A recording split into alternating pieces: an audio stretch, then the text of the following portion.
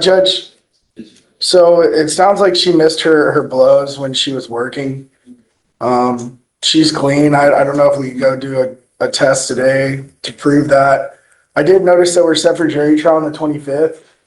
The only issue I have with that is I didn't realize that I'm set for an ag assault out of Orange on the 24th. So I would be asking for a reset of that jury trial date. As far as the bond violations today, I've explained to her the importance of No, we've done this before. This is our third. Pause right here. The judge is basically saying if he lets this slide, he becomes part of the problem. In legal terms, that's called judicial enabling. Quick question for you. Do you think judges should act more like strict parents in these moments, or keep it strictly professional? Time being back. It's unacceptable. I can't just let her go. Then I become an enabler and I'm telling her it's okay for you to do whatever you want to do. And it's not. You know, if you have an issue, you come up to here, you tell us what it is, and then we can resolve an issue. But I can't just let her go when it's a third violation. No, you're skipping test after test after test after test. This is your third time back on bond violations. It's unacceptable. No. She goes with you. Sorry. You're skipping tons of tests. It's your third time coming back for bond violations. Unacceptable. Please, my son's graduation is coming. My son's graduation is coming. Please, I'm not going to talk to you without, all I asked you to do was not consume while you were on bond, and you were incapable of doing that. The idea is that you learned something. I know that you say yes, I get it, but that you truly learn something, because this is the first here. How many times has it been in reality? You have to understand that from now on, anytime you get pulled over, an officer will see this. If they smell alcohol on you, what do you think? Whoa, did you catch that? This isn't just a warning anymore. The judge spells it out. Minimum 30 days in jail next time. That's not just courtroom drama. That's a real-life ticking time bomb. What would you do if you knew your next mistake meant automatic jail time? Think they're going to do? What? I don't want to take a breath of that. No. I'll take it in. Right.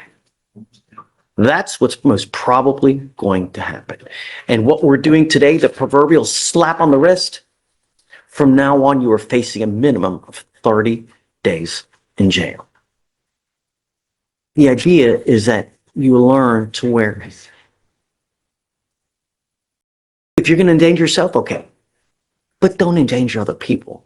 God forbid you make some kind of catastrophic mistake where you're looking at 30 to 40, 50, 60 years, because every day it happens in Harris County. Every day someone dies from alcohol-related collision, and it's not fair when $30 will get you anywhere you want to go with one click of a button, man. You know what I mean? Yes.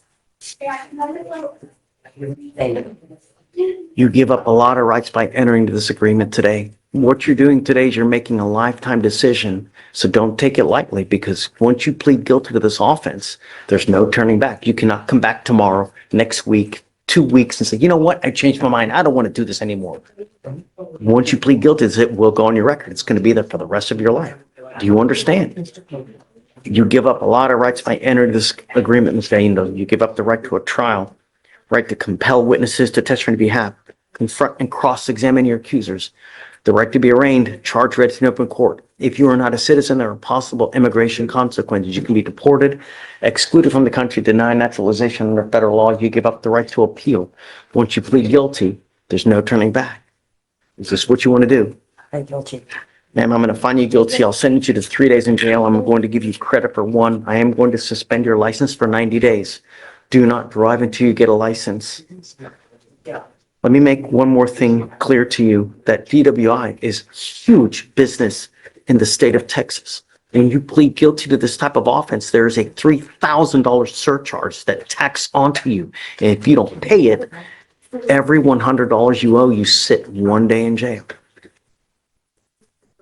I'm not going to hit you up, but a second DWI, you're looking at $6,000. If you come back with another one, get ready. It's a minimum of 30 days in jail, and you're also looking at potential up to $6,000. Get a clue. Good luck, ma'am. Morning, Mr. Johnson. Mr. Johnson, you're charged with 3 total cases. You're charged with assault of a family member, failure to identify oneself as a fugitive from justice, and criminal mischief. It looks like you've worked out a plea bargain agreement. They're going to dismiss 2 of them. You're pleading guilty to the assault case. You need to understand that this carries many, many consequences. There's an affirmative finding of family violence, meaning that if you ever pick up another case like this again, you will be looking at a 3rd-degree felony, a minimum of 2 years in prison, a maximum of 10 years in prison. And it doesn't have to be a dragged down fight where you're punching and kicking. No. All you do is squeeze someone's arm and it hurts just a bit. They'll hit you with a 3rd-degree felony. You understand? Sure. You can never own a gun or ammunition as a result of this plea bargain agreement today again as well. No more guns, no more ammunitions. Do you understand? Important detail here, affirmative finding of family violence. That's not just a label. It means if this guy so much as grabs someone's arm too hard in the future, it upgrades to a felony with years of prison time. Big question. Is that fair protection for victims or too harsh for minor incidents? You give up a lot of rights by entering into this agreement. You give up the right to a trial, right to compel witnesses to testify on behalf, confront and cross-examine your accusers. If you're not a citizen, there are possible immigration consequences. You can be deported, excluded from the country, denied naturalization under federal law. You give up the right to appeal. Once you plead guilty, it will go on your record. You can never take it off. Is this what you want to do? Sir. How do you plead to the offense of assault of a family member, sir? Good. I'm going to find you guilty, sentence you to 6 days in jail. I'll give you credit for the 2 days that you've done. Like I said, there's an affirmative finding of family violence. So you pick up another one of these cases. You understand? Sir. All right, good luck, sir. Please see the clerk. Yeah. Judge, I have 2 other things. Mr. Quaylar is set for bond forfeiture last week. No. Okay. That's it. And then 5,001. Or no, I think it's more than that. Mr. White, President, spoke to Richard. He's wondering if we can, the felony is reset until 3/25.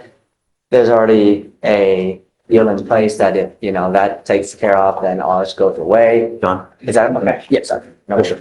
Okay. Judge, there seemed to be an issue with the client coming to court tomorrow. I don't know if his appearance is required, but what we want to talk about. It's not a big deal. And he wanted me to also address whether or not you would give him another lawyer. I told him that you have a right to request that. What's going on? Yes, I just would like to request another lawyer. The problem is, though, is that, if I give you another lawyer, is the same thing going to happen? I don't, No, we didn't do it. We didn't try it yet, so you can't say that's what's gonna happen. I don't like get into these things with people because most of the time people are compliant with federal law. they have their way of doing things, right? Exactly, I understand. And so when you start getting into federal law, this and that, it may become an issue. And that's, When people come to your court, do you care whether they respect what you're saying or not? No, they just have to follow the order. I have a federal judge's order based off of my life, and she made a decision, and it never gets respected. That's why I'm in here. The laws were violated to get here. And I'm a person too. A federal Judge Carolyn Beers, this is her decision.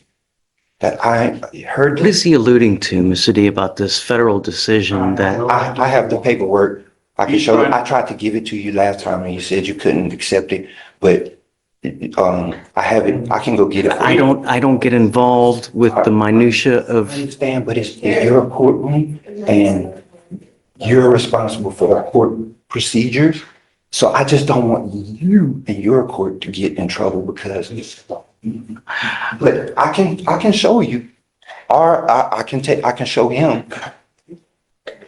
no. But I'm not talking to the prosecutor, sir. You can't do that. So my only issue is this, understand that if I give you another lawyer now, Yes. right, if we end up in the same issue, You have my word because it's gonna be better communication. okay, so let's, Vic, let's go ahead and reappoint. Okay? I still want to go through the hearing though, tomorrow though. So I will waive your appearance for tomorrow. You don't have to appear tomorrow, but you have to meet with a new lawyer now so that you can get the information, so you can get together with whoever that person is. And then I want to continue this hearing tomorrow. Am I supposed to be here? Yes, yeah, because you were the one who's privy to this whole thing, right? I've just informed you. I understand, but I don't think that she understands what the scope of everything is, and I want to give